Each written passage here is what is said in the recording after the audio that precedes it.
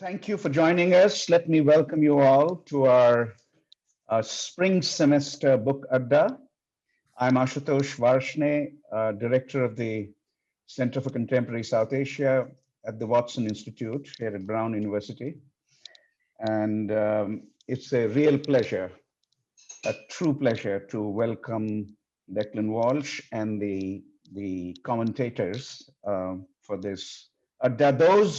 Those of you who are not from South Asia or are not South Asianist, perhaps would want to know what an Adda means. It has multiple meanings. The meaning most relevant to us is that an Adda is a site for a free-flowing intellectual, political, and cultural or artistic exchange.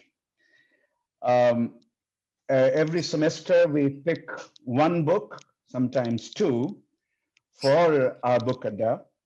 And the book we've chosen is The 9 Lives of Pakistan, Dispatches from a Precarious State by Declan Walsh, published by W. Norton late last year. Let me say something about why we've chosen the book, and then I'll introduce the speaker and the commentators. In my view, and I hope the commentators will say something about that and will perhaps agree, hopefully, it's a magisterial overview of Pakistani politics and society in recent years, presented in a historical perspective. All books are built around a central question or a central theme. Is it that this particular line from page 148, the central theme, is it that this particular line is the central theme or central question for the book?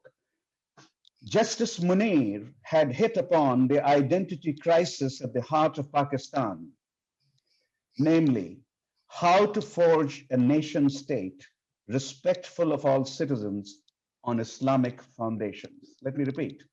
How to forge a nation state respectful of all citizens on Islamic foundations. And Justice Munir wrote his report in the 1950s after the first anti-Ahmadi riots. And many of us read it long time ago and keep returning to it. And it was very interesting to see that Declan spends quite a bit of time on the Justice Munir committee report, where this question is the central question, which perhaps for the book also is a central question.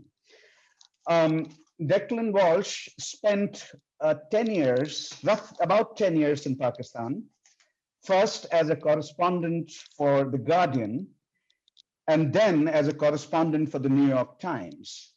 He is currently the chief Africa correspondent for the New York Times, and he's joining us from Nairobi, Kenya. He was born and raised in Ireland and started his career at the Sunday Business Post in Dublin before, a little bit before going to Pakistan in 2004, and was expelled by Pakistani government and forced to leave in May 2013. Our commentators are Shandana, Mohmand, Nelufa Siddiqui, and Rehan, Jamil. I will introduce them professionally a little later. All I want to note right now is that one of them grew up in Lahore, one grew up in Islamabad, and one grew up in Karachi, and all three are scholars of Pakistan also. So they combine their scholarly knowledge with their experiential knowledge, and this combination is always very, very interesting. A certain authenticity it brings to scholarship, though it's not necessary that you grow up in the place which you study. Declan didn't grow up in Pakistan. He went to Pakistan and spent 10 years there. The housekeeping rules are as follows. Declan will speak for 15 to 20 minutes, introducing his book, his main themes, the main themes according to him, and anything he wishes to add. to this magisterial overview that he has presented. Then we'll turn to discussants, each of whom will have 10 to 12 minutes. And after each comment, I will pause for 2 or 3 minutes and have Declan respond if he wants to.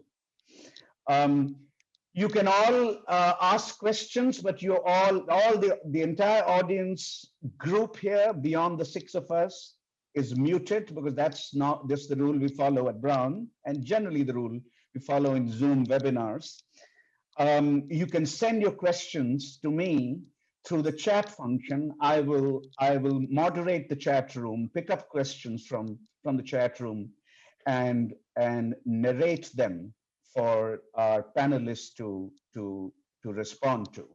So let's begin. Welcome, Declan from Nairobi. And I might add that Shandana is joining us from Sussex, England. Niloufer is joining us from Albany, New York. And Rehan is joining us from Karachi, Pakistan. And though I'm a Brown professor, I'm sitting here at my home in Cambridge, Massachusetts. Boston, which Declan is also one of the Irish capitals of America. So Declan, this audience is yours now. Great. Thank you so much for that introduction, Ashu. It is truly, and I don't say this lightly, it's really a pleasure to be speaking to your group and to the students at Brown, and to be in the company of genuinely distinguished Pakistan scholars to talk about the book. I'm going to start by discussing a little bit, just giving a brief overview of what the book is about. For I'm sure most people probably have not read it. And then I'll proceed to talk a little bit about how the book came about, the kind of story that I wanted to tell, and the choices that I made in telling it. And as you said, some of the themes that the book, hits on, and how I tried to weave those themes with the events that I lived through as a reporter and the people I met, and who became the characters that are the foundation of this book. So, in broad terms, The 9 Lives of Pakistan zooms in on the decade that I lived in Pakistan, or covered Pakistan, which is from 2004 until 2013, when I was expelled. And then later, I continued to cover the country from London for a couple of years. And I've maintained an interest in it since. But really, actually, there is a broader historical frame in the book that really goes back, principally to partition, or to the pre-partition era in the 1930s and the 1940s, and some of it updates in as much as I could, updates to the present. But, it doesn't seek to be, it's not a book that seeks to be, the last word on what's happening in Pakistan today.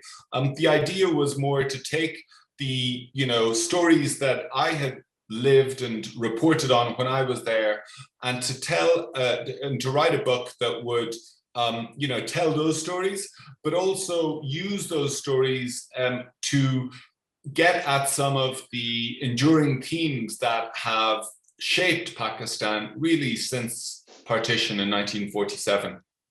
And to look at how some of those things reproduced in the era when I was reporting on the country, and I would argue still are valid today.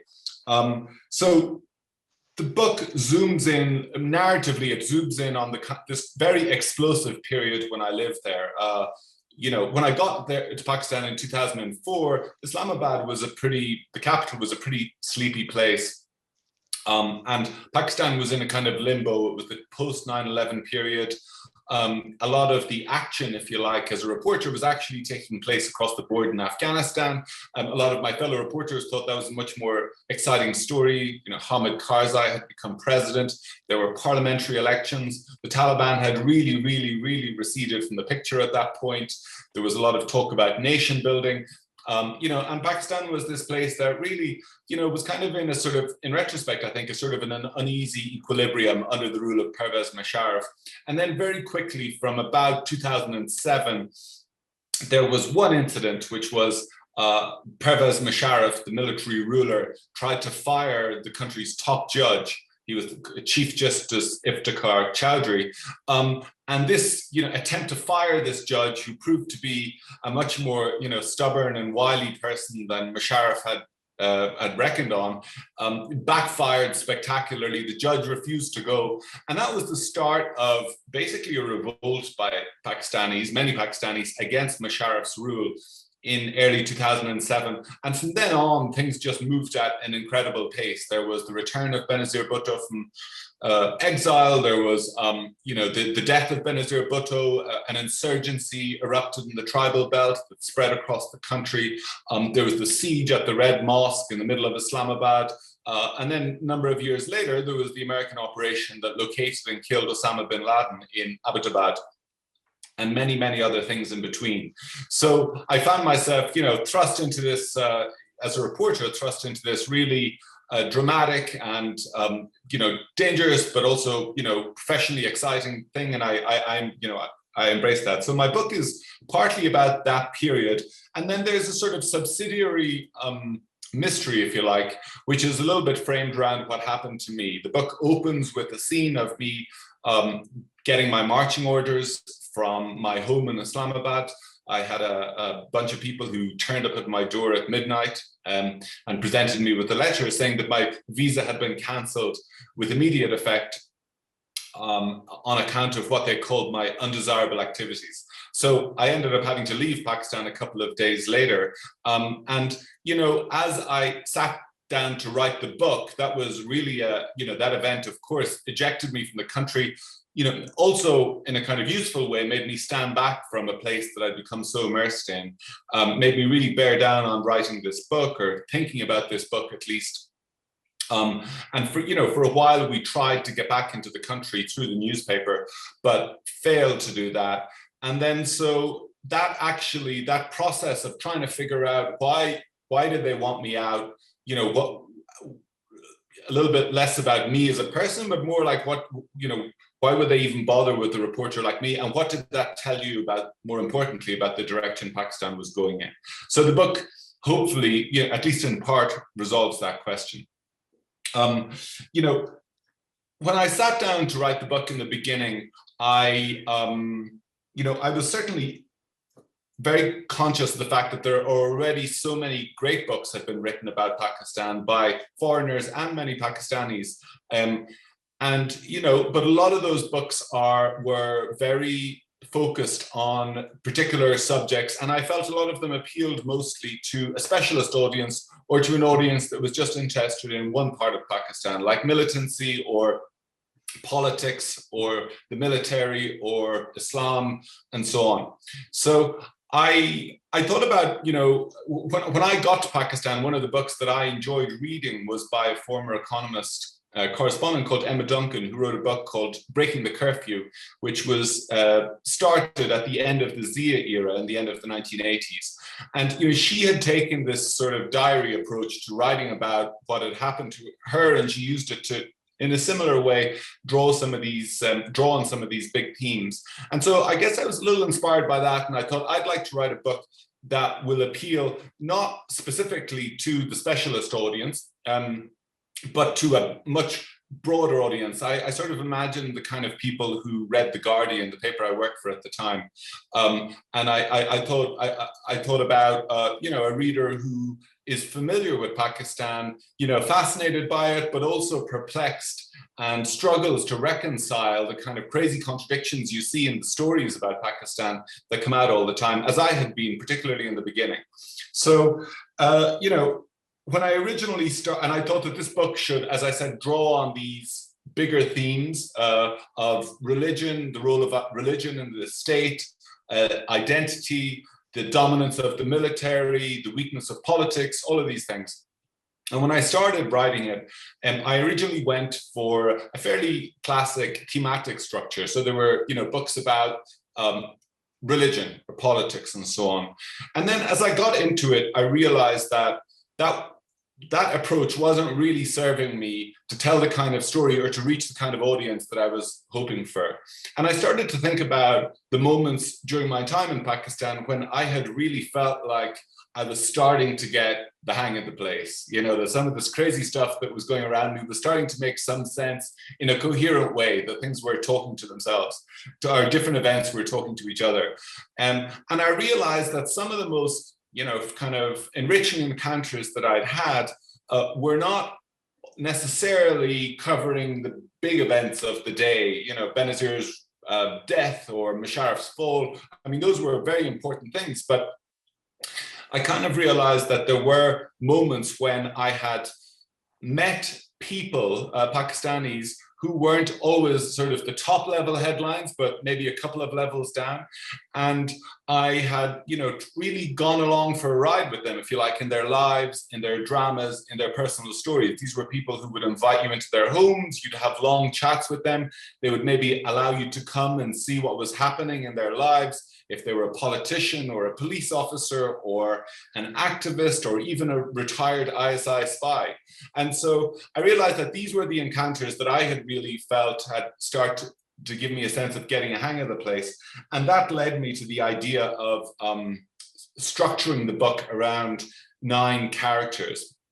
The 9 characters that I chose were, you know, their lives each of them in a way, actually, because one of the themes of the book, or an underlying idea in the book, is that, you know, Pakistan is not really one country. There are many Pakistans, depending on what perspective you're looking at it from.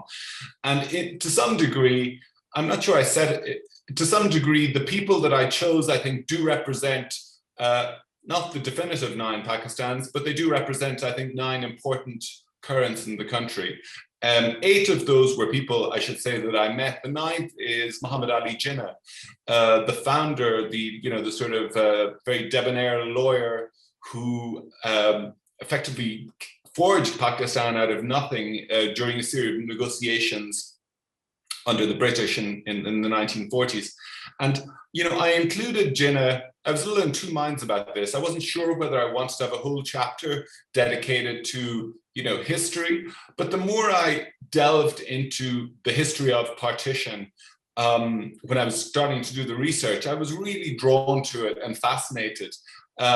You know, I was fascinated by the talks that had taken place to split India in 2, British India in 2. I was fascinated by the characters of Jinnah and Nehru and the Mountbattens and all of that, which are incredibly rich subjects.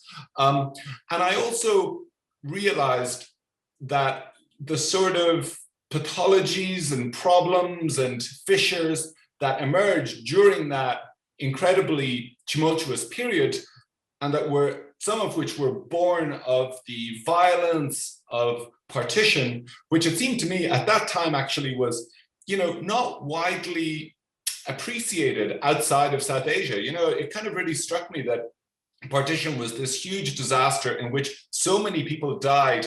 And yet I felt in the consciousness of the outside world, it's not something that people think about as one of the huge tragedies of the 20th century, in the same way that, say, you know, the genocide in Rwanda, or, you know, killings in Cambodia, or other, you know, huge, large-scale human tragedies. Partition, it seemed to me anyway, and maybe it was a product of my own education, was not, didn't get the same kind of focus, you know? So I felt it was important to get some of that in. And I also felt it was important to use Jinnah himself as a character to show how the complexities of his own approach to Pakistan, the problems he left behind, I think, when he died prematurely in 1948, and how those problems actually informed many of the themes that run through the book about the issues the country has had down the decades and still has today. I'm gonna stop going on soon. Yeah, so just very quickly, some of the characters that I focus on, as I say, for most people who've not read it, you know, there is one of the first people I met was a Pashtun politician called Anwar Kamal, who you know, lived in a part of what was then called Northwest Frontier Province, along the border with Afghanistan and also right beside Waziristan. And, you know, he was of himself a brilliant example of the kind of people who pushed me into this approach. He was this, someone who was not at all well known in Pakistan, even in Pakistan, I would say. I mean, in the Northwest yet, but in the country widely no. He was a local politician, but he was also a tribal leader. He was a lawyer. At times, he would lead a local militia in order to prosecute differences between his community and the next community over. And he was just this incredibly colorful person who, for whatever reason, was willing to bring me into his world. I spent a lot of time going up and down to his town called Lucky Marwat and just hanging out with him and watching what was going on. And it just so happened that when I started to meet with this person, the challenge that he faced in his community was that the Taliban were spilling over the border out of Waziristan, and they were starting to attack and kidnap people from Lucky Marwat, and he was rousing or raising this local militia in order to try and repel them and push them back. So I followed his trajectory for several years as he did that. And, for me, he was this perfect combination of someone who was, in the thick of events, if you like, was not a sort of headline name, and also was someone who, was as one of the great many things I loved about Pakistan, that I kept meeting people who were willing to, give me access and let me in to see how their lives worked. What else did I want to say? Yeah, and then lastly, I mean, the book is set largely during the period when I was there, even though there are sort of updates for the present and what's happened to many of the characters since then. But I do hope that, I mean, one of my aims for the book, and I think, readers will tell me if I've achieved this now or indeed later, is that I hope that people will be able to read this book in the future and they will enjoy the book as a piece of literature, as something to read, but that they will also maybe able to use it as a tool to understand some of the issues around the country that I think applied then, apply now, and will probably apply for some time in the future, I would argue. Thank you, Declan. Let me now turn to the first commentator, Shandana Khan Mohmand.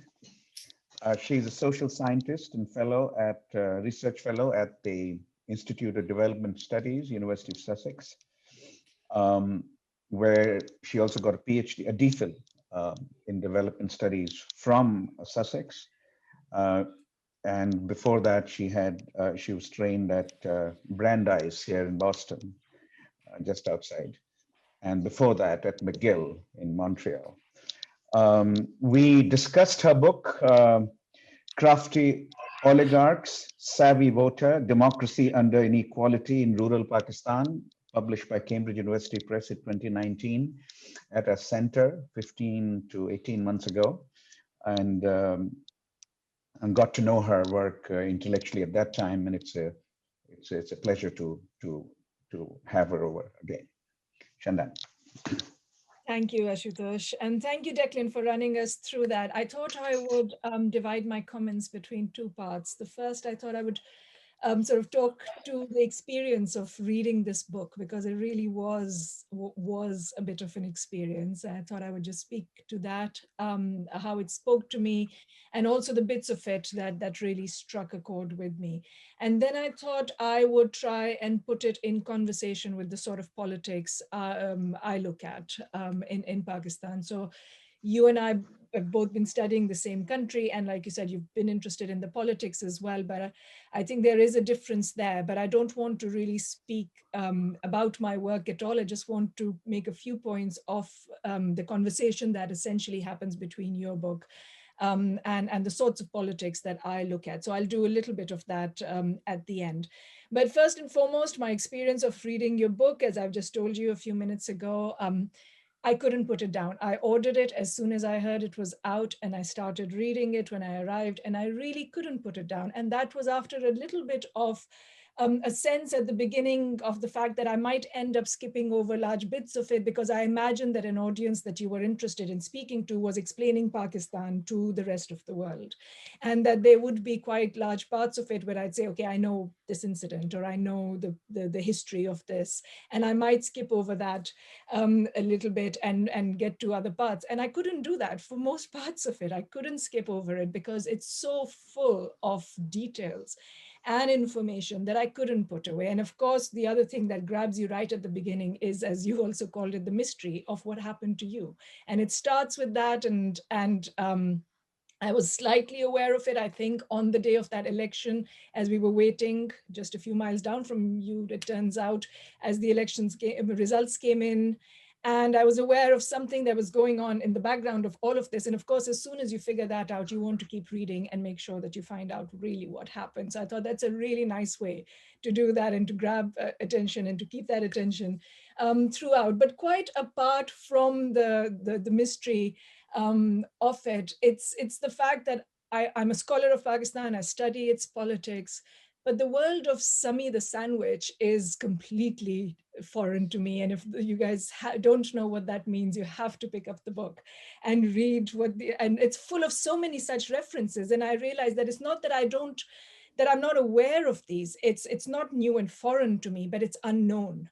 And it's so full of details that are essentially unknown to me, even though I'm so deeply embedded in the way I look at that politics. And I think that's why there is an interesting conversation to be had between this book and mine. But what I mean by the sort of details of Sami the Sandwich is that interaction between politics, between religion, between espionage and strategic warfare that you're able to bring together in a way that is so readable.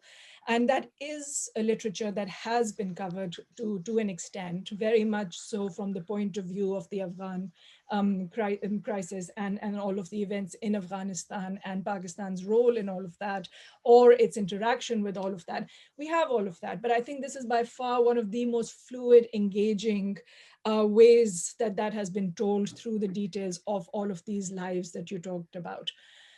I don't know if this would surprise you if I say that the thing possibly that hit me about the book the most is the violence, is the level of violence. And the line that, the phrase that grabbed my attention the most, and I think is going to stay with me for a while, is Pakistan's multi-ringed circus of violence.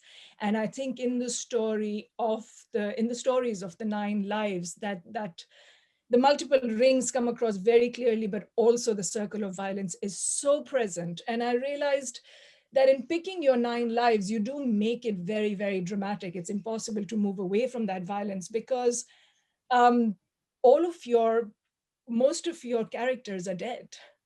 And it's really those lives that they've gone through. So Asma Jahangir, Benazir Bhutto, Salman Taseer, the story of Karachi through Chaudhry Aslam, the story of Balochistan through Nawab Bukti, Salim Shahzad, Colonel Imam, Abdul Rashid Ghazi. These are very dramatic moments in Pakistan's history. All of them have died in the process of Pakistan's politics and its circus of violence. They're really sort of, they exemplify what's been happening in this country. And yet through it all, you maintain an incredibly even tone in discussing these voices. And I thought your tone was also incredibly even and balanced in discussing what the outside world's reaction to this country is and the way in which different actors engage with it, and really being able to bring through the instrumentalism of that relationship with so many countries and the relationships of various countries with Pakistan and of Pakistan with them. I thought all of that is very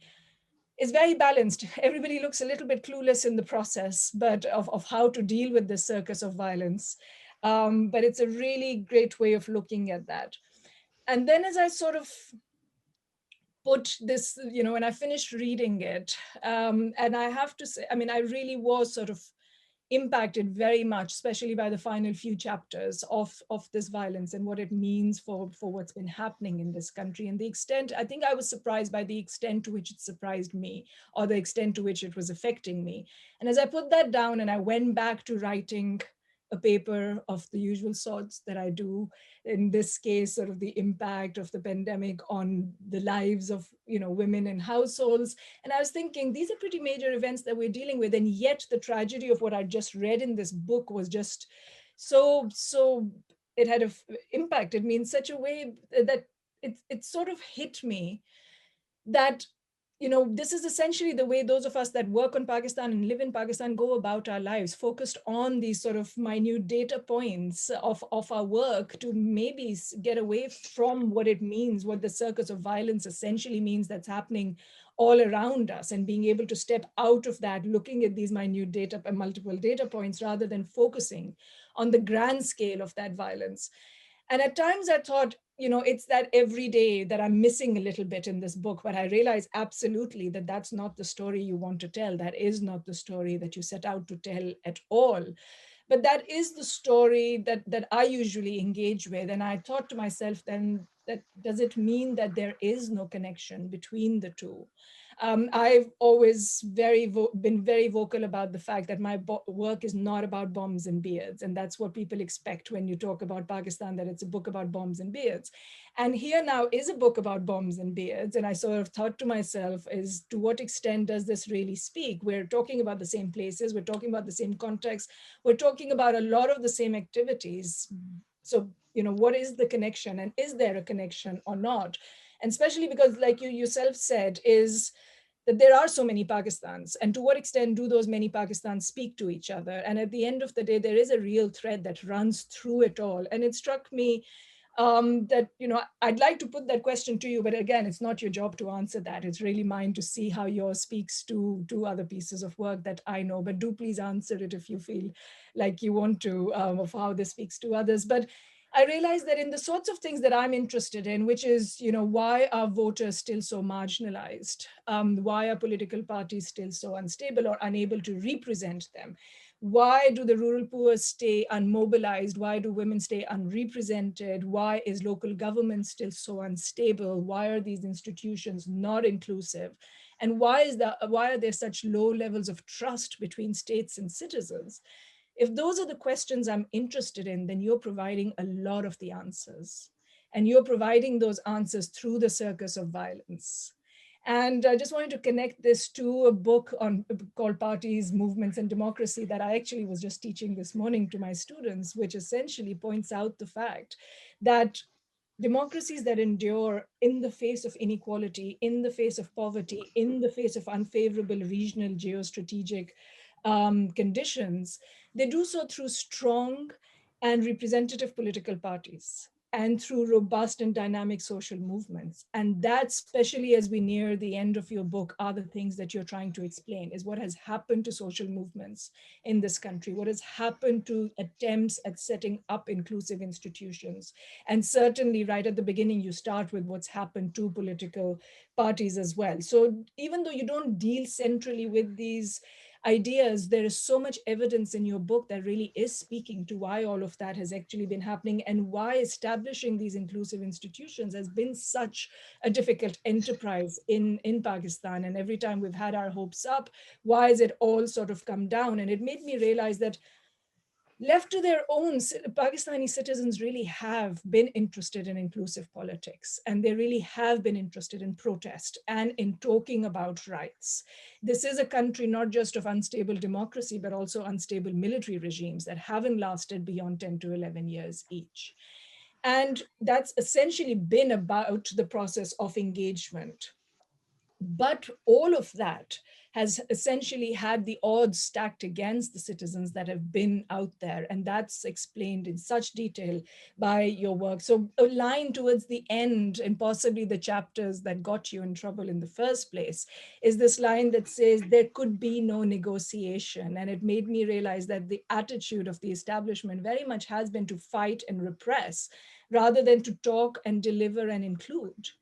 And that these lessons haven't really been learned, and that the formula for governance really isn't as hard as it has started to seem in Pakistan, that what we really want to do is more, representation for women, more collectivities, more inclusive institutions, debate, learning narratives of inclusion, of just there being a narrative, there being common communities of variously defined progress rather than singly defined progress. But in all of this, I mean, where all of these things are weak is where regimes essentially stand on sand. And that's sort of the story that you're trying to tell here of what are the stacks that have been, what are the odds that have been stacked. And I love that your book ends in India, in a chapter that's based there. I thought that was almost ironic and really poetic. I don't know if that's on purpose, but it makes sense because it's sort of the thing that's been providing the rationale for this circus of violence. And at the end, I thought that maybe that is what will anger people the most, that the fact that you define Pakistan as not India towards the end, and that the fact that that defines so much of what's happening there. But it's the definition of the circus of violence. So it was poetic that it ended with that. Thank you so much, Shandana. Declan, would you like to respond now? Would you like to hear the other discussions also and then respond? I'll just address some of that quickly, if you don't mind. Thank you so much, Shandana, for all that really, really lovely commentary and incisive as well. I'll just say a couple of quick things about the book and spinning off what you said. You know, some of the choices of the people and the stress on violence in the book is partly it's because, you know, it spins off. I was there as a journalist and I wanted to write about what I knew best. And, you know, what I knew best were the events that I was covering all of the time. You know, so unfortunately, a lot of that during that period was this, you know, very violent period. And it's important, I guess, to remember, as you said, I think when you and I and many of the other discussants, I think, you know, lived through that period, people got through it by compartmentalizing and blocking out to some degree, I think, some of the things that were going on around. And when you put it all together now, that period, you just see just how dramatic it was.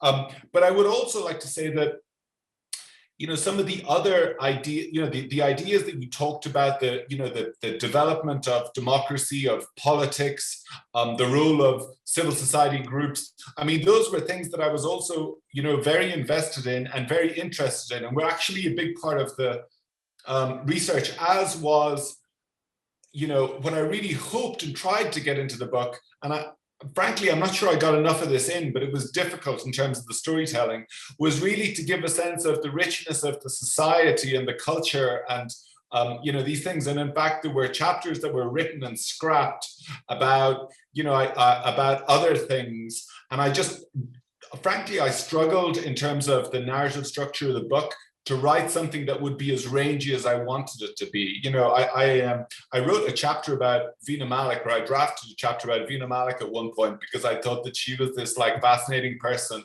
And in the end, you know, frankly, it just didn't really hold water. And it was like, you know, it was interesting, but it just didn't really fit with what I, you know, the run of the book. And, you know, there were times that I found myself as a writer in conflict between the ambition of like the reach I wanted the book to have and the need to have a structure that had a sort of beginning, a middle, of an end, and that the things, one thing ruled from the other.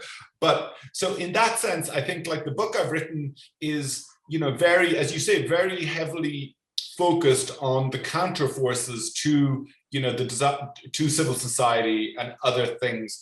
And you know, I don't necessarily apologize for that, but I think like that's the book that I was able to write. And of course, because I was kicked out, you know, I couldn't go back and decide I'd like to write about someone else who's like living in X village, because I just have not been able to return to the country. So it's also to some degree a product of, you know, those kind of constraints that I was under. And a couple of points you made that I really appreciated. One was, I think you're right that one of the things that really struck me about Pakistani democracy that's so impressive about it is that it has endured, and that even in the worst periods under Zia and so on, you know, people have, you know, that Pakistan has never been like the Middle East, like Syria or even Egypt, where I lived for many years, where, you know, one group is in power and they like steamroll everyone else out of the way. Even in the worst days of Zia, you know, the military has had to be cognizant of local leaders and people like Asma Jahangir coming on the streets. And I think that that's really one of the most impressive things that I had come to sort of concluded about Pakistan.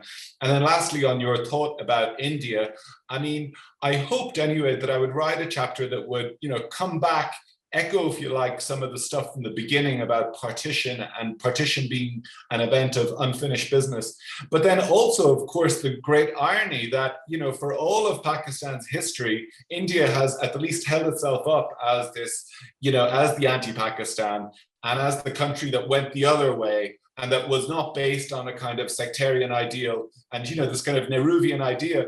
And of course, as I was writing the book, I was watching India. And even since I made that trip to India, you see India now actually doing a full 180 and going in the other direction. And that's not something to celebrate. And it's not something to make Pakistanis feel good about themselves, I think. But it is, you know, a really an important and depressing, you know, trajectory of the subcontinent more generally. Thank you, Declan. Let's go to Niloufer now. Nelufa Siddiqui is an assistant professor of political science at the Rockefeller College of Public Affairs and Policy at SUNY, State University of New York on Albany. She took her PhD from Yale, and before that was also educated at SAIS, the Institute, the School of Advanced International Studies at Johns Hopkins, which is in Washington, and before that, Haverford College. Her research interests include political violence, political behavior, politics of religion, ethnicity, voters, and foreign policy in South Asia. All of this, of course, very relevant to the book we are discussing. So Niloufer, your 10 minutes. Great. Thank you so much, Ashu, for the invitation. And thank you to Declan for providing us this wonderful opportunity to gather together and have a deep discussion about Pakistan. So like Shandana, I thoroughly enjoyed reading this book. It's well written, it's engaging, and I really did come away from it being like, yeah, this book gets it, which is not always a reaction I have about books on Pakistan. So I was thinking a little bit about what makes this book particularly remarkable. And, you know, there's plenty of wonderful books on Pakistan, many written by foreign journalists.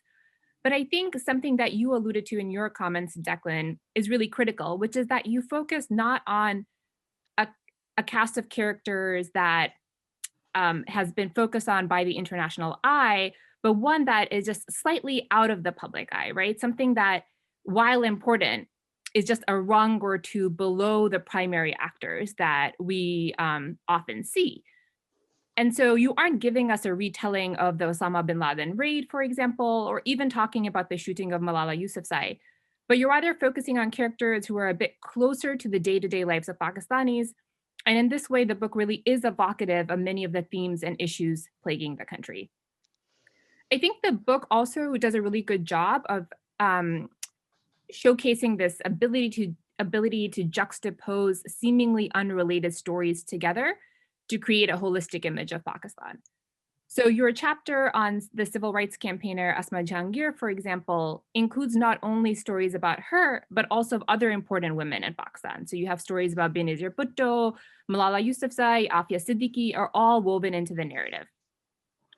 I was either living in Pakistan or doing research there for much of the time period that you write about, and the events and anecdotes that you highlight definitely capture the unique circumstances of the time. But like you said, have lessons and reach conclusions that are much more far-ranging and still speak to the Pakistan that exists today.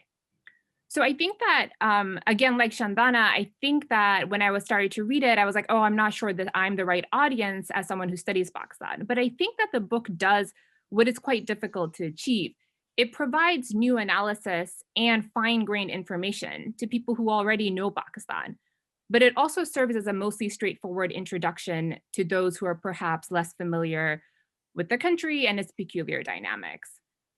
So given all of that, I'm really excited to be offering some thoughts today, and I'm looking forward to what promises to be has already been a rich discussion. So I have three sets of broader points I wanted to make, each of which include a set of comments and questions for Declan. Two of them are substantive, and the third we could think of as kind of a stepping back and examining the process of writing the book and your own role as an outsider. So my first question is about the role of the state in Pakistan. I was struck by the way in which the state is simultaneously omnipresent in the book, at least in the form of the ISI, which frames your narrative. but is also somewhat absent in the individual stories. So for example, I really enjoyed the chapter on the frontier where you focused on Anwar Kamal Khan, but I was struck by the lack of mention of the role of political parties, for example, even as you focused on Kamal as an electoral candidate. And I was also struck by the absence of mention of the police. And when you do mention the police, in fact, it is almost to highlight the fact that it is absent, that it is not particularly relevant to the unfolding events. So it is fascinating to me, this description of KP as simultaneously bandit country, as Kamal says in your chapter, but also, of course, as a province that we know is heavily militarized. And all of this is juxtaposed to Kamal himself, the local strongman, who's wielding the monopoly of violence, at least over his personal fiefdom. So, and then moving over to Karachi, you write, and I quote, "The judges ran scared. The politicians were indistinguishable from the criminals, and the law, like everything else, was a commodity to be bought and sold." So I really love this description. I think it's poetic, and it really gets at something about Karachi. And we know, of course, that Karachi is different in many, many ways from much of KP province and even, the urban center of Peshawar. And the role of the state, too, is here distinct. And I was curious about your thoughts about it. So perhaps the state in Karachi is more fully absent, right, with various political parties fighting for influence and turf, rather than the type of contested state control that we see in KP. But given that over the years, we have, all these news headlines proclaiming Pakistan to be a failed state or the most dangerous place on earth, obviously descriptions that are flawed and ultimately unhelpful. But I wanted to know more about how you saw the state's role in Pakistan, but also subnationally across the different places that you focus on. And so locally, Pakistanis also often wonder, whether some event was evidence of state complicity or whether it was really evidence of state incompetence. And I'm curious about where you fall on this. And so finally, on this topic, I'd like to hear more about whether you observed a change in state power or coercive capacity in the decade you were there. So full disclosure, I'm like knee deep in my book manuscript on political violence. And one of the questions that I keep hearing is about the role of state coercive capacity and how this varies subnationally. So this was very much on my mind when I was reading this book. So moving on to my second point, and this echoes quite a bit what Shandana had talked about. I wondered if you could speak a bit about what the stories of the 9 actors that you focus on, which at varying levels are still elite actors, what they can tell us about the average Pakistani, to the extent that there is one. So the book perhaps purposefully doesn't seek to uncover the masses or reach conclusions about the average voter. And I think that's fair. But I was curious about what some of the events you highlight can tell us about shifting political attitudes or political behavior more broadly. So let's take the Red Mosque as one example. Do you see a line between this event and the murder of Salman Taseer, which you also detail in your book, but perhaps also in the formation of the Tehreek-e-Labbaik Pakistan, which is actually beyond the time frame that you were dealing with?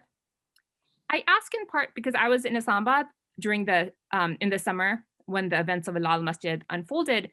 And like you, I remember how very acutely how big and real and tangible this event felt. And I don't think that other books have so acutely captured this event and its ramifications. So I do appreciate what a central role it's played in your book. And I guess what I'm asking is, do you think the average Pakistani, again, quote unquote, has fairly similar political attitudes today as they did, say, 20 years ago? And whether the elite vignettes you focus on are capturing any evolution or stasis here. So to cite a few examples, I'm curious about your thoughts linking to Lal Masjid about the role of religion, but also perhaps of individual attitudes towards vigilante justice, right? So did that event trigger something in public attitudes or approaches to vigilante justice that we are seeing unfold in the blasphemy law or the TLP phenomenon, et cetera? And then more broadly, how do you reconcile some of the continuity we see in the importance of actors like Kamal Khan, feudals, kinship ties, tribal leaders? And this comes up a lot in your book in the chapters on KP and Balochistan. So how do you reconcile this with urbanization, perhaps increased partisanship, the rise of social media, all these other things that are happening simultaneously? And obviously this is a big question, but I am curious about your thoughts. Finally, and this is somewhat related, But I wanted to ask you more about this motif of Pakistan as a land of contradictions, which you both state in so many words, but it's also a theme which pervades the book, in which various anecdotes are displayed and discussed together. And I wanted to maybe push a little bit on this choice of framing and ask what you think it is doing for us and what it is telling us about Pakistan. So in other words, is this question of contradictions fundamentally about religion, which at parts it appears to be that it's your argument. So is Pakistan a country of contradictions because it was created on the basis of the Islamic faith, but then was quickly and briefly positioned by Jinnah to be a secular state, and neither promise was fully realized? That creates this, continuing identity crisis. Is this the source of the contradictions? Or is it really about class and like the fundamental contradictions that happen when old money meets new money, all in the presence of a very large lower class? I mean, it could be about both, and there is a number of other salient cleavages, but I wanted to unpack this a bit. And then assuming that Pakistan is indeed a land of contradictions, is it so in a way that is different from other contexts that you might be familiar with, such as Egypt, or even the United States? So, many of us watched the January 6th insurrection, and many of us who did so would likely argue that there's a whole lot going on here by way of contradictions as well. And so I'm just curious how you think that fits with other contexts. So I'll end here. Really looking forward to the discussion. Thank you, Niloufer. Declan, would you like to respond now? Sure, I'm happy to. Thank you so much, Niloufer. Those are incredibly incisive and thoughtful things. So let me try and get through your points in the time that I have. Firstly, so I'll actually turn to the second point first, because I really enjoy this. I like this. So yeah, you make the point that the 9 characters are mostly elite actors, which of course is largely true. I certainly do see, you asked about whether I see a line between the Red Mosque and Salman Taseer and Tehreek-e-Labbaik Pakistan, and what this tells us about the attitudes of other people in these books. I mean, through the characters, I did try to get the voices of other people in, but again, there's part of the way that I frame this is a product of what I had available to me in terms of the reporting and so on. Obviously, if you were able to do it in a more kind of considered way, I think yes, it would be great to get more of that in, and I definitely see that.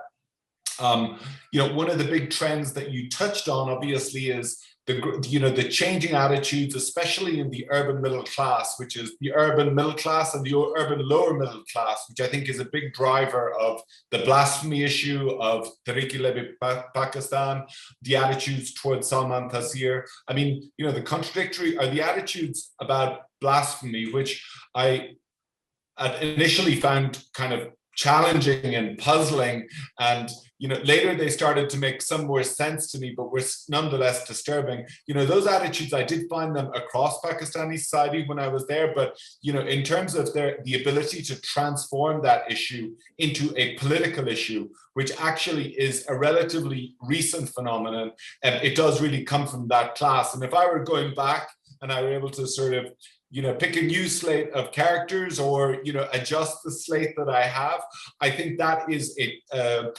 development that I would want to try and highlight through someone's life, because I think you're right. It's very important. It's very important in changes in the military, in the attitude and the composition of the military. It's very important in political patterns, I think. I know that you specialize in Karachi, and that is really probably one of the best places to study that subject in the country. But the interesting thing is that it's no longer just Karachi that is this rapidly urbanizing place. It's all Pakistani cities. Like much of the world, urbanization is going at a great gallop. And so, I would love to, and I think, when I do see a lot, like, as I said, you see the Red Mosque, you see what happened with the death of Salman Taseer. And then since then, you see the development of how this blasphemy issue that kind of went from this, issue that led to the death of the governor of Punjab, had this terrible reaction in the country, and filtered through its politics, and now has actually become a political, the basis for a political vehicle that can, mobilize across the country, that can cause ministers to lose their jobs, can have a huge influence on whether, a Hindu temple is built or destroyed in some part of the country. I mean, really astonishing, but that, to be fair, is something that's a development that I think has really gathered steam in the last number of years in particular. And then to get to your first point about the role of the state, I mean, I guess in my book, a lot, when we talk about the role of the state that I focus on a lot is the clash between the military, if you consider that to be the state. So I have quite a lot on that. I have less about the political parties and the political system, I guess largely because the period when I was there was partly a period of military rule. So of course that was dominant. And then in the things that happened afterwards, like the Osama bin Laden, or the tensions that were going on in that first PPP government, those tensions were going on, and I think they were largely the military played a large role in that. The interesting thing now, of course, is that theoretically Pakistan should be at a period of quite some democratic flourishing. I mean, we've had 2 or 3 election cycles. You have Imran Khan, who was voted into power really on this incredible wave of enthusiasm from largely young Pakistanis. And it's really an open question about whether he's delivered or what he's delivered at this point. And unfortunately, getting a little bit back to my original interest, I think, in my definition, or the part of the state that I focused on, it seems to me that when you look at the weaknesses of Imran Khan's government, and I think even his strongest supporters would say that he's not delivered on all of his promises yet, you do see that he has, achieved a kind of political stability by surrendering control of major policy issues to the military about, Afghanistan, arguably India, whatever about the nuclear weapons. I mean, you see that, these are, huge issues in the running of the Pakistani state that the military still controls, even though they do so indirectly. And then lastly, on your point about a land of contradictions, I mean, you're right. There are so many contradictions. I'm not sure that there was one. I think I do see the, role of Islam in the relationship between Islam and the state as being central. I mean, when you look at the things that are most upsetting in Pakistan, and that often, unfortunately, catapult the country into the worst headlines, violent acts, you see like blasphemy killings or, extremist bombings and so on. It's not that Pakistan is the only country in the world in which this kind of extremism exists or this kind of violence exists. But what is an important flaw, I think, in the Pakistani project, if you want to call it that, is that, the state does not act as a neutral arbiter when it comes to these questions. So the state, through the constitution, discriminates against Ahmadis. The state, through its laws and structures, has a blasphemy law in place, that is systematically instrumentalized to go after other minorities. I mean, it's not just about minorities, but I think that's one of the more stunning things. And then you have a state that, for all of these complicated reasons, has over the years turned a blind eye to militant groups that the state has attempted to use to its own ends. And those militant groups have, either turned their fire back on Pakistan, or they have created huge problems for the country abroad. So, I do think that religion issue plays into some of these other issues that have gone on. And then in terms of the sort of the framing of contradictions themselves, I hope that in the book I lay out some of the contradictions, but I hope that I show that some of the contradictions actually may not be contradictions, and maybe some of these things actually do make a certain degree of sense. And I hope I can try to do some of that, and I hope also that somewhere in the text of the book, you will see examples of contradictions that are happy contradictions, or that are things that are counterintuitive things about this country. The things that that I found so endearing, and that actually in some ways made me fall in love with parts of it. And I think contradictions aren't always a bad thing, I guess, is my point. Thank you, Declan. Our last commentator is Rehan Jamil, who's finishing his PhD in political science at Brown, and is a very important student member of our center, and has been involved in so many of our activities and has organized quite a few of them. He has been working on distributive politics, poverty alleviation, and participation. And before he came to Brown, he worked at the World Bank. And before that, he took his master's degree from Columbia's School of International Public Affairs, SIPA. So Rehan, next 10 minutes yours. And he is speaking to us from Karachi.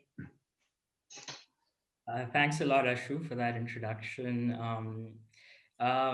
It's really a pleasure to be talking about your book, Declan. I've never met you before, but like many Pakistanis who lived in the country at that time, I feel like I know you through your work and the period you covered.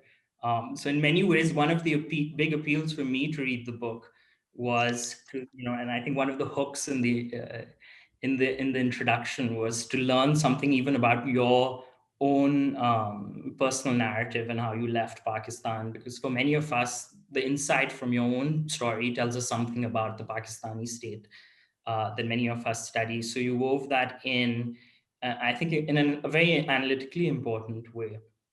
I also just wanted to say something very quickly, like Shandana said, at a personal level, I have to say it was anxiety inducing for me to read the book, because it's in a way a painful period also. The last 20 years, when you look back, and those of us who live and have families in Pakistan, like our lives are implicated in the story of that country, and so much has happened. And the book really chronicles the complexity of that in a really in-depth way. So I wanted to join the chorus of praise for the book.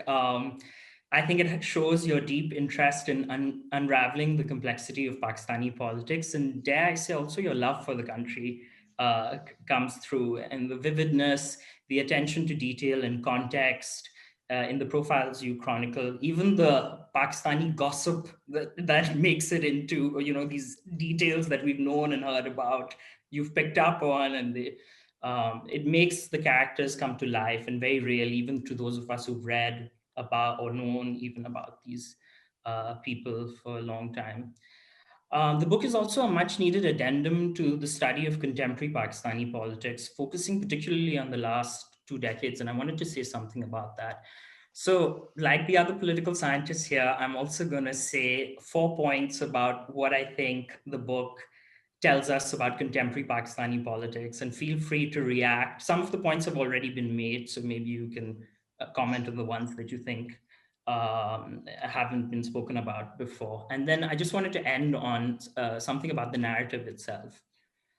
The first point, I think, is, and you say this in the discussion right now, and I'd be curious to hear, political scientists use this term, and now it tickles me, even the Pakistani opposition uses it to deride the incumbent PTI government, that Pakistan is a hybrid regime, right? And what we, political scientists have known about this type of political regime in many contexts, where you see this hybrid between authoritarian and democratic regimes.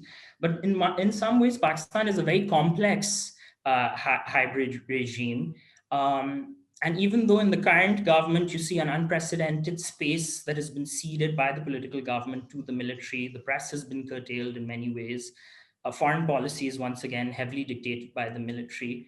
We also see immense resistance to military rule. I think this is perhaps a little after your time here, but the Pashtun Tahaffuz movement, one of the most important social movements, explicitly and boldly anti-military, the Pakistan Democratic Alliance, which is again a long history of political parties mobilizing to push back the military's role in politics, going back all the way to the 1960s, since the Ayub Khan dictatorship in Pakistan.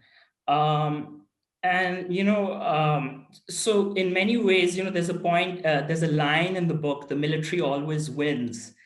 And I would push back on that in some ways and say, actually, the part of the complexity and the instability of the hybrid regime is that we have this tussle every 10 years, where people, so like I think you quite rightly said in one of your comments, this is so different from an Egypt or a Syria, where, or even the Latin American regimes during the 60s and 70s, where under the martial law regimes, political life was completely suspended. I was listening to a lecture of Asma Jahangir's, and she was saying, even during the Zia dictatorship, when the martial law period was ended and there was an ostensible return to civil politics under the Junejo government, when habeas corpus was reintroduced into the courts, the activists like herself used the district courts to free hundreds of political prisoners in Pakistan. So this is in some ways highlights the complexity of that system, that you have the judiciary is complicit with military governments, and yet there is an appeal to the rule of law. You have parties that are acquiescent to military rule, and there's resistance. So I thought that's an important point to make. The book focuses, and I think rightly so, on this really important decade of Pakistan, during the war on terror. But it has a very inward-looking narrative focused on domestic politics in Pakistan, even though, of course, the regional and international context emerges through the lives and profiles of the characters that you chronicle. But I sometimes wonder that can we really separate, for example, the emergence of the ISI really since the Afghan jihad onwards, as you rightly say, their role in domestic politics in Pakistan, from really understanding the regional and international environment in which they operate, not just the war in Afghanistan. And I think you focus to some extent on fundamentally with this really unresolved partition in some ways with India, with the ongoing conflict in Kashmir. So Pakistan, like our neighbors, Iran, Afghanistan, perhaps even our bigger neighbors, China and India, but even more so as a smaller state, these are states born in insecurity. And so the book alludes to some of that complex regional politics, but I was wondering if you wanted to say more about what the regional and international context could tell us about the way the Pakistani state functions currently. The period you cover is also an early democratic opening in Pakistan in the midst of this full-fledged Taliban insurgency that moves from the former tribal areas really into the cities of Pakistan, and even the military establishment itself comes under attack, as you very rightly chronicle. But in the last decade and a half, really, we've seen simultaneously, even under these conditions of immense violence that you talk about, Pakistan is also undergoing this really interesting and incomplete political transition.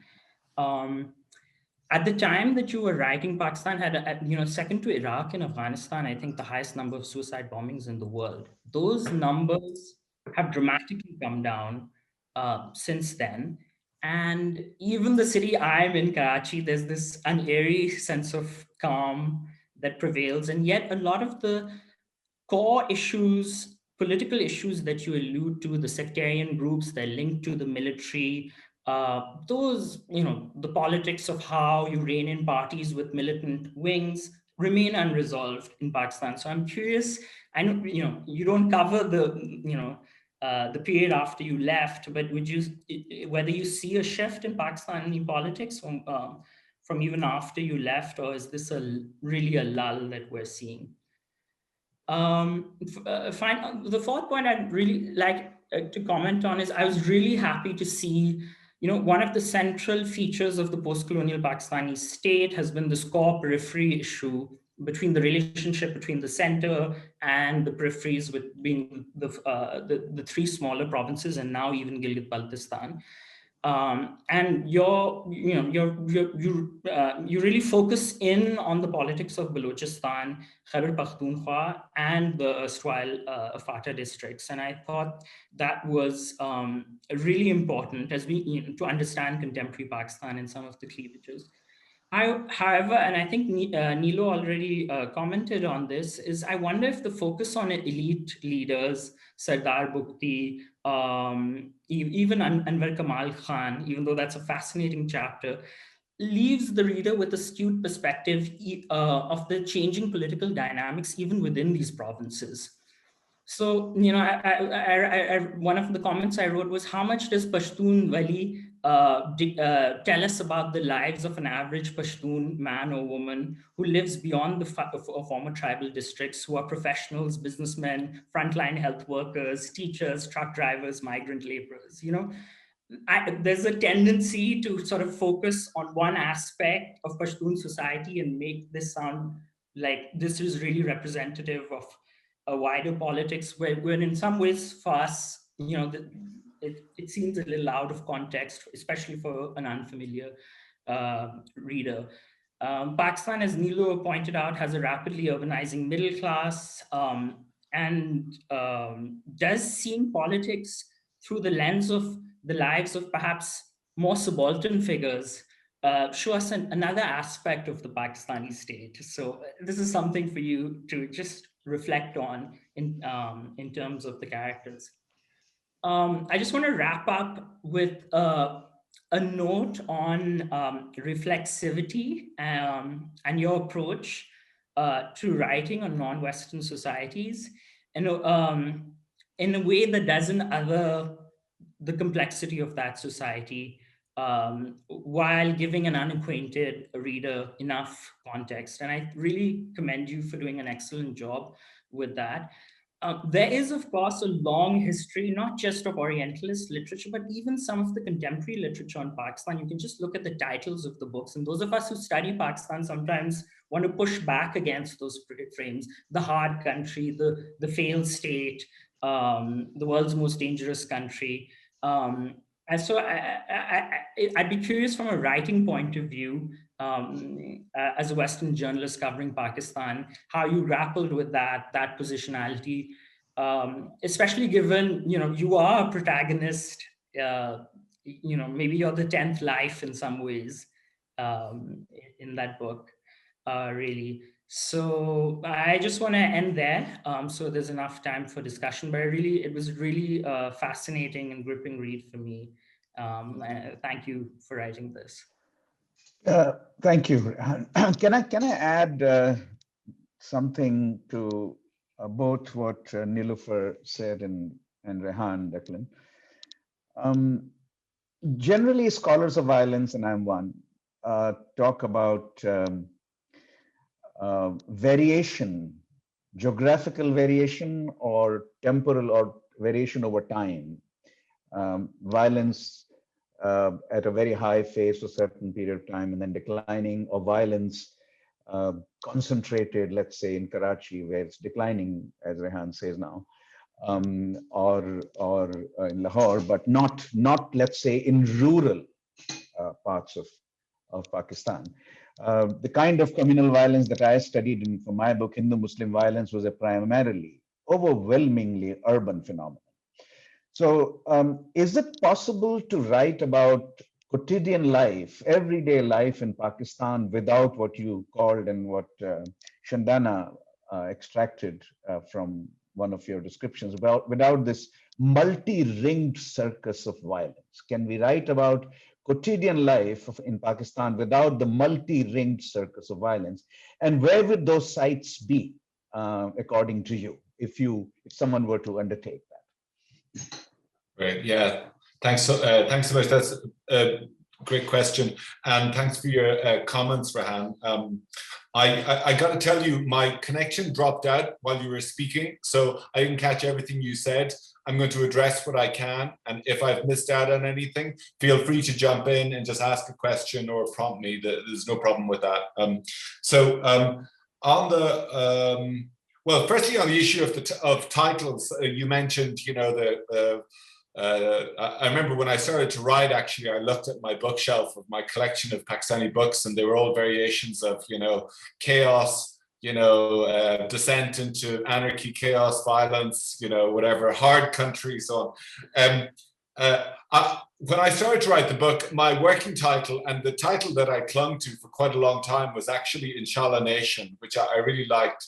And unfortunately, the American publishers wouldn't have it in the end because they felt that, I don't know, they felt that it was going to be too complicated to explain to readers exactly what that meant or where it came from. But for me, that was actually my original kind of framing idea, if you like, this whole idea of, you know, a country, faith, inshallah, but also, you know, whatever. So I'll say that.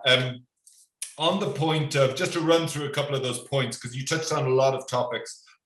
You mentioned about, you know, again, the critique about this just being a book that is mostly focused on elite actors, which, you know, I absolutely accept, actually, except that I would say that, you know, the frame for telling the story that I've chosen is, as I said, partly a product of, or largely a product of, what I saw when I was there as a journalist. And so I ended up like focusing a lot on those things, and they, you know, by definition, actually ended up being, in a way, stories about power and about the changing, you know, nature of power in the country.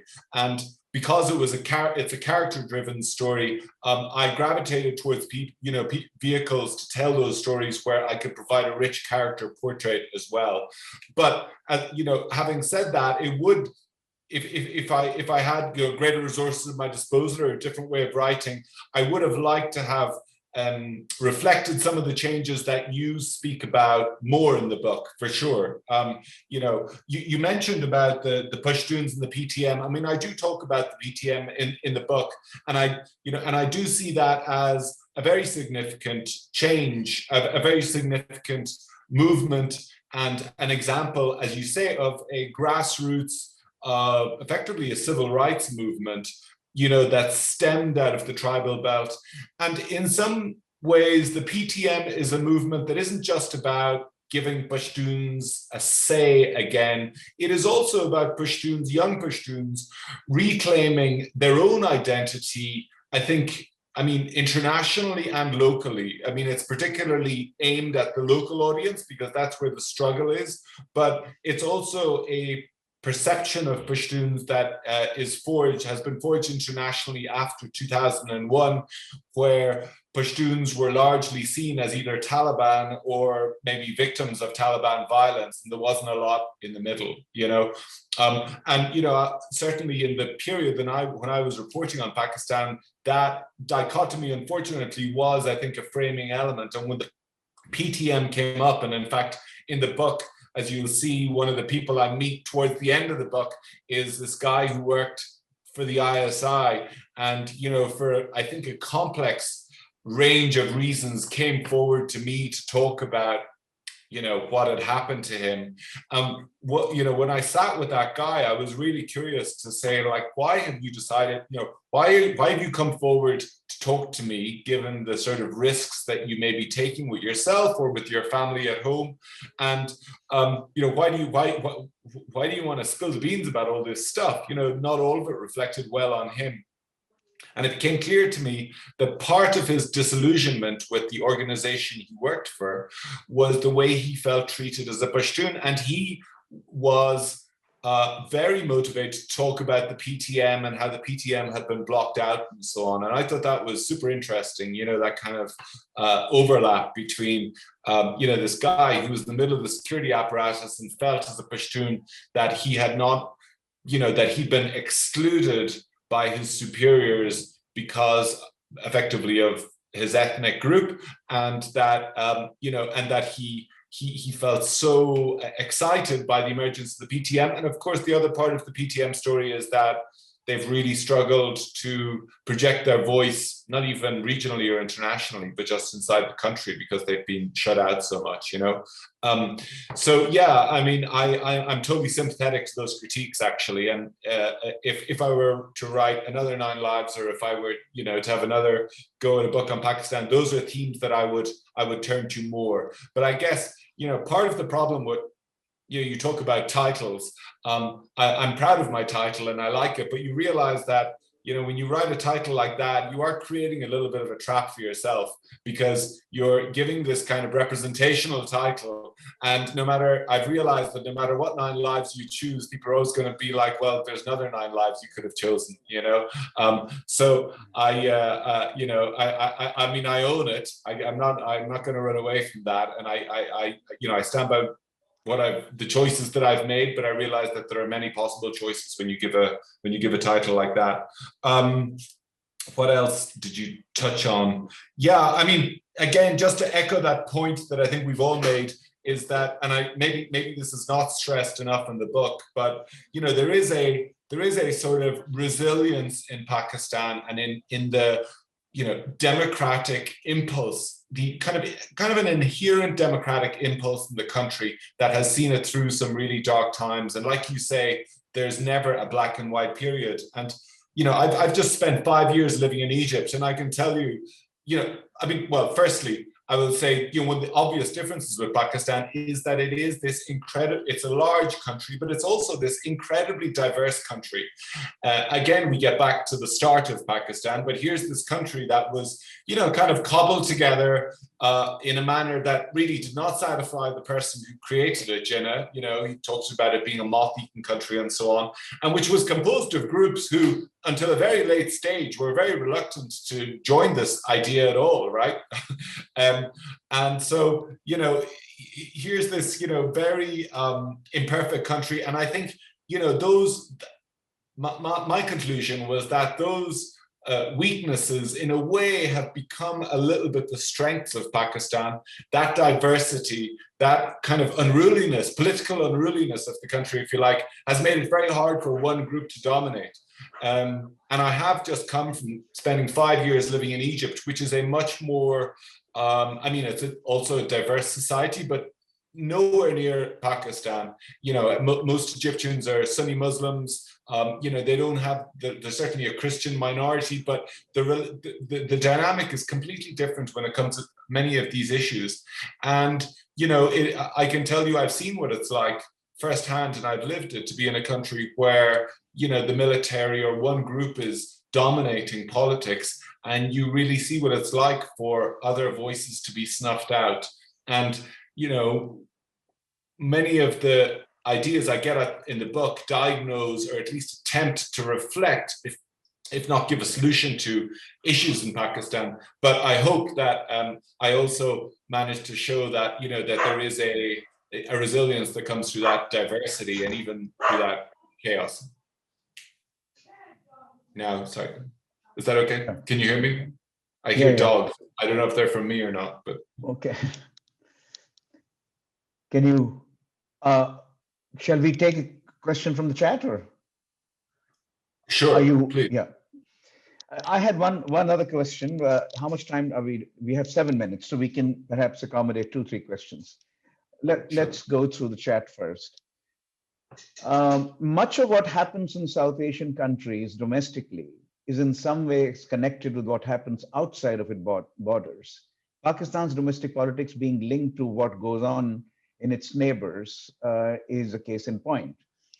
In the last 5 years, all South Asian countries have undergone an electoral cycle. Pakistan had its third peaceful democratic transition in 2018. Sri Lanka, Bangladesh conducted elections in 2018. Bhutan, Afghanistan, India in 2019. I wanted to invite you to comment on what this transition to democratic regimes, hybrid, full, or somewhere, wherever in the middle, what this transition to democratic regimes, even if hybrid, means for the region and in particular for Pakistan. Where is hybridity headed, according to you, and let's say, at least in Pakistan? Well, so the first point there was that the destiny of countries is linked to the regions. Was that it? Or to their neighbors? Yes. Yeah. So I'll just say two things very quickly to that. Thank you for that. One is that, part of the problem that Pakistan has had, I think, as in its interactions certainly with the US and maybe more broadly with the outside world, is that for the last 20, 25 years, it has largely been seen as a function or as a product of what's been going on in Afghanistan, the wars in Afghanistan that started, in the late 1970s. And, people are thinking this is a moment when we have a new administration in the US to hopefully for that administration to rethink its approach to Pakistan. And one hope that I would have for however the Biden administration tackles that issue is that, they might start to look on Pakistan a little bit more on its own terms, particularly as the war in Afghanistan winds down, or at least moves into a new phase with these talks with the Taliban, wherever they go. And, that's clearly going to have a knock-on impact for Pakistan, but it may also provide space for the US in particular to engage with Pakistan for what it is on its own terms, as this sort of medium power, quite closely allied with China now. We haven't even talked about that, with many manifest problems, but also with a lot of possibilities and a lot of potential. In terms of the transition to democracy or hybrid regimes, part of the problem, I think, anyway, for Pakistan is that, we have seen these hybrid regimes before and the country lapsed into military rule and now we're back again. So I'm not sure that it's a straight line trajectory that we're coming from one thing and heading towards another. Part of the problem is that we seem to be heading a little bit, I think anyway, and you guys are political scientists, you can capture this much better than me or describe it, but it seems that, we are heading in a new direction, certainly. This isn't a repeat of the past, but structurally, it has some similar characteristics of governments we saw in Pakistan in the in the 1990s, for instance. The instrumentalization of corruption, for instance. Corruption being a huge problem, but also something that can be, where corruption prosecutions, as we see with Nawaz Sharif at the moment, is something that is not is not an effort necessarily to achieve justice, but rather an effort to prosecute one's political opponent. I think it is very heartening that Pakistan is, as you say, as the questioner says, in its third election cycle now, which is a record in the country's history. But it is I would argue anyway, that it is flawed progress so far, and that there's many things to discuss beyond the scope of what we've got time for here. But I think there's a long way to go. Okay, so 3 minutes left. Let me invite the commentators to make a very brief final remark each. So Shandana, any a thought from you? Yeah, I just want thank you everyone again. I really thought I would sort of point out to Declan in sort of defense of the book, almost, to say that we're always going to pick on which are the other lives that you could have, or why didn't you speak about the audiences that we usually speak about, but to be very clear on the fact that, like I said, it wasn't the story you were trying to tell. So it's really just in terms of just pulling those connections together that we'd point those out, rather than to say that the story of Pakistan is incomplete in any way in the way that you chose to do it. There's so many different perspectives on which to do it. And as I'd said earlier, I think it really helps complete the picture of why, despite all of the preferences for democracy that we might see in the everyday life of Pakistan, that the odds have been stacked so spectacularly against them, and why this process has been so difficult. So thanks for highlighting that. And I think your comments have also made that very clear today. Yeah. Niloufer, your last thought? Sure. So I guess I just wanted to echo a few points that were made. I really agree with Rehan's point that your love for the country comes through. And I think that's probably important to you, right? Because it seems like you made some mention of it. But I also think that there's something about this dual hat that I think all three of us commentators wear as like scholars of Pakistan, but also Pakistani at some level, that makes us approach books written by foreigners, especially, with like a skeptical eye to begin with. And I think there is, I'm sure you encounter this I encounter this, and I'm, Pakistani in many ways. I encounter it when I do interviews, right? There's a skepticism of outsiders coming in. And I think that I think you just do such a good job with this book. And I think the praise that it has received is absolutely right. And I think you did have a lot of things stacked against you because of this critical eye that I think you will face. And so, as I maybe pushed on this framing of contradictions, I think your response is completely right, that contradictions don't have to be bad. And I don't think that the book, suffers from a lot of the faults that books written historically on Pakistan have. And so I think I wanted to emphasize that again, that that both from a scholarly perspective and from a personal perspective, there's a lot to like about this book. Rehan, your final thought? Yeah. In reading this book in the present moment in Pakistan, I had been like many Pakistanis, even in my 3.5 decades, I was born under the Zia regime, and I was in high school when the military took place under Musharraf. 2013 was the first time I had seen a civil transfer in Pakistan, and I was excited about the prospects for democratization in Pakistan. Right now, that moment feels very lost in the present moment, and there's a sort of bleakness. But what I also know is that there are some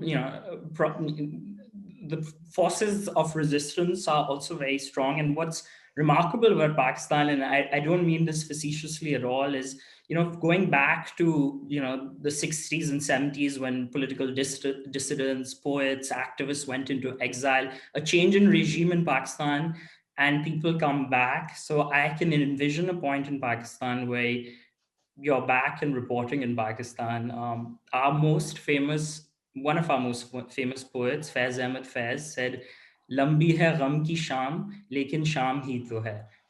It's a night of darkness, but it's just a night. So a new political dawn and moment can mean a very different situation, I think. And very honestly, I can see you coming back and reporting if that happens. It looks bleak in the current present moment, but I think we're all hoping for a shift, and that's really paralyzed us. And we don't want a repeat of the 90s and that familiar script that we all know of the past. Declan, your final remark? Oh, I'll just say thanks again, and all critiques taken very well. This has been an incredibly thoughtful and insightful discussion, and really, Rehan, you don't know how much I share your hope that things change in the country broadly, and if there was change in a way that I could come back, you've no idea how happy I'd be. Well, it's my turn now to simply say that it's been a remarkably insightful and engaging discussion for me to watch.